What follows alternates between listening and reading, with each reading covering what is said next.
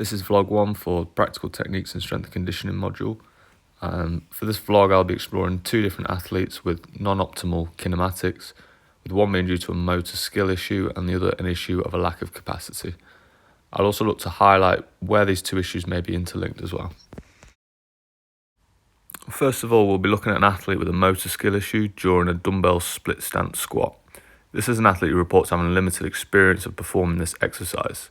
We'll be focusing on the athlete's setup and starting position, as well as the subsequent kinematics at the ankle, knee and hip joint. Following this, we'll also look at an athlete with a capacity issue when performing the back squat.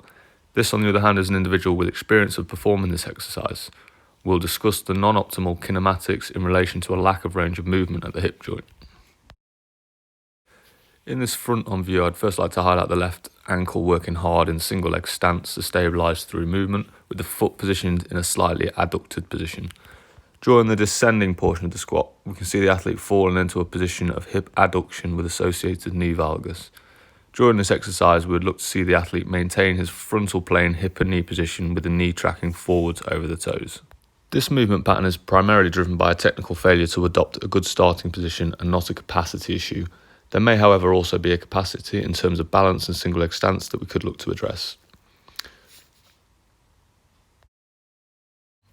Firstly, as we can see from the intersection of the red lines, the athlete positions his foot in an adducted position in stance. This causes the tibia to be positioned in a relatively internally rotated position. During the squat, this position can drive rotation at the knee, resulting in the valgus position seen. As we can see from this still image, the athlete sets up with his rear leg directly behind his front foot. This puts him in a less stable position and may also produce an internal rotation moment at the hip joint to allow him to get the flexion needed during the exercise. As we can see from this angle at the knee, the athlete subsequently fails to maintain his frontal knee mechanics to achieve the desired knees over toes position.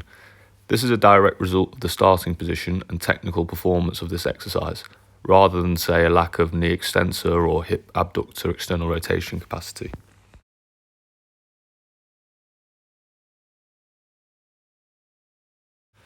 Performing a bodyweight version of this exercise with the hands on hips produces a very similar outcome, which further suggests the athlete does not have an issue with capacity such as strength or rate of force development, but rather a poor technical execution of this movement. From the lateral view, we can get a better look at trunk position and tibia angle during this exercise. We can see this athlete doesn't manage to maintain an upright trunk position with trunk parallel to the tibia, but adopts a flex position at the hip. This is due to an inability to effectively brake at the hips in order to sit back into the desired position. This is highlighted here by the angle drawn at the hip joint. This movement pattern also drives an excessive tibial progression angle by forcing the athlete to push forwards over the front foot and utilise excessive ankle dorsiflexion and anterior knee shear. By adapting this exercise with the use of a stick overhead, we can see a big improvement in trunk position during the squat, with the athlete able to maintain 85 degrees of trunk flexion throughout the movement. In the front-on view, we also get some carryover into improving frontal mechanics of the knee, with a slight improvement noted in knee valgus position. Following this overhead variation of the split squat, we took away the stick and asked the athlete to repeat the same exercise with the cue of maintaining this more upright trunk position as he did during the overhead version. This carried over nicely into this movement, where the athlete maintains an upright trunk position and is able to sit back more into the desired squat position. Through the small change in the exercise, this highlights this movement pattern as a motor skill issue, with much quicker changes able to be made than when there are issues in capacity. From looking at this athlete's movement patterns, we can focus our needs analysis towards addressing these issues through external cues and slight exercise variations to produce the desired movement pattern. To summarise with this athlete, the cues when training this movement were to start with space between the feet, using tape on the floor to mark this position, standing tall to maintain trunk position, and screwing the foot into the floor to encourage tibia external rotation and reduce knee valgus. Other exercise variations that helped to achieve this included using the weight in a goblet position, forcing the athlete to maintain an upright trunk position, and using a stick at the inside of the foot to keep the knee tracking over the big toe. This fits in with the constraints-based approach to movement training and may help facilitate a greater motor learning response. So now looking at an athlete with a capacity issue during the back squat. From behind, the athlete adopts a good starting position with the elbows back and bar resting comfortably across the upper back. The descent is well controlled, with the athlete maintaining an upright position. However, the athlete struggles with depth, unable to get his thighs parallel to the ground. During the descent in the squat, we can see from the red line that the bar doesn't remain parallel in relation to the squat rack behind, with the right side instead dropping lower than the left. At the bottom portion of the squat, we can visualise a clear shift to the left by drawing a line from the coccyx to dissect the athlete's base of support.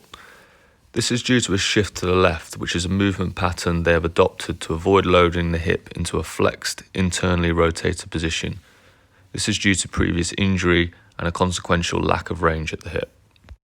From the lateral view, we can see this athlete is able to maintain a good neutral lumbar spine position, upright chest and head position, but we can see more clearly the lack of depth available in the squat, with the athlete unable to achieve 90 degrees of knee flexion due to their limitations. Also, whilst having sufficient thoracic extension to maintain what appears a good position, they have dropped into some excessive trunk flexion, possibly due to a need to offload the hip with the increasing torsion that occurs at the hip joint during the descent. In this front-on view, we can get a better look at the rotation at the foot, knee and hip joint and see a discrepancy in right to left sides. We can also see the athlete tending to favour the left-hand side with a shift over as he descends. In this image, we can see firstly the athlete has positioned the foot in an externally rotated position on the right compared to left side. This allows them to access more external rotation during a squat, which can be seen by the position of the thigh in relation to the hip. This pattern becomes more apparent the deeper into the squat due to the increasing flexion at the hip and can be highlighted by the increased angle of hip external rotation depicted here.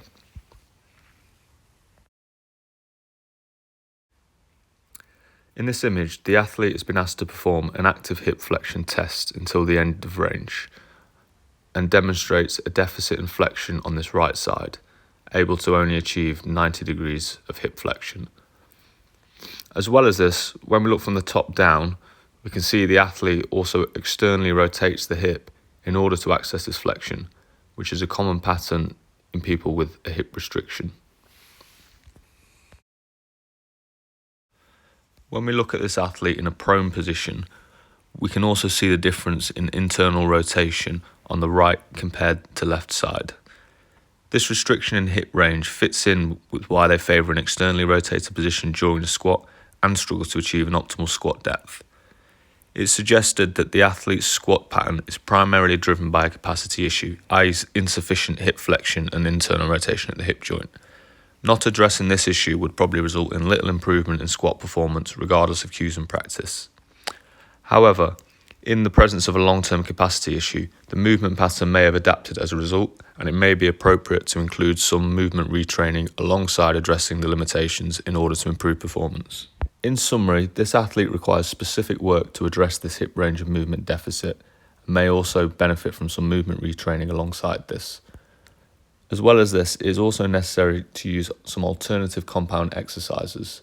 For this athlete, they can perform the hex bar deadlift well, so this is used to provide sufficient overload to drive muscular and neural adaptations required to improve athletic performance.